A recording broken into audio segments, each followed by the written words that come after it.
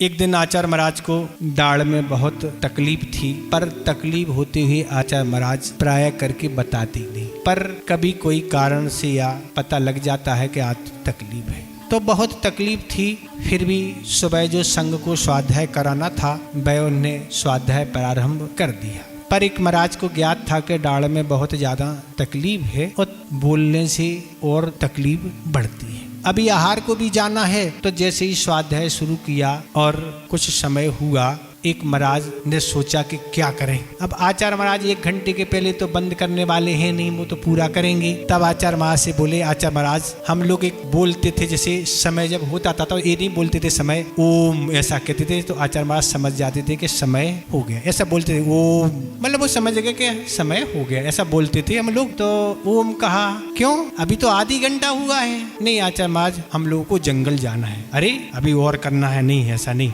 वो भी समझ रहे थे कि बंद किसी लिए करा रहे, और थोड़ी देर उन्होंने स्वाध्याय कराया और स्वाध्याय कराने के बाद पूर्ण कर दिया। और पूर्ण करने के बाद फिर महाराजों ने निवेदन किया, आचार्य महाराज हम आपकी वैयावृत्ति करना चाहते हैं। तो आचार्य महाराज ने अनुमति दी, तो महाराज जो भी 4-5 महाराज थे उन्होंने वैयावृत्ति प्रारंभ कर दी।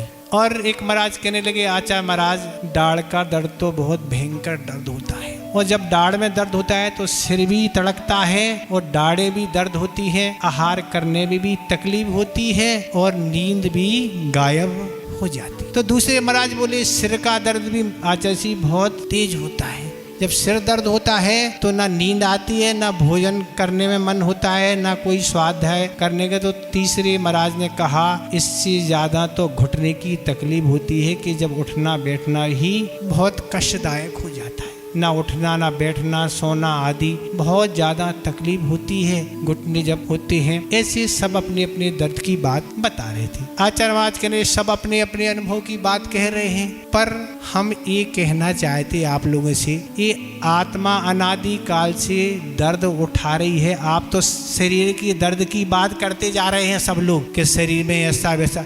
अनादि काल से आत्मा दर्द उठा रही है, उसके बारे में कभी सोचा तुम लोगों ने? ये आचार्य महाराज का अध्यात्म है कि हमारी दृष्टि हमेशा शरीर पर रहती है, उनकी दृष्टि हमेशा आत्मा पर रहती है। भैया शरीर नहीं, ये अनादि काल से आत्मा दर्द जन्म मरण का कष्ट उठा रही है।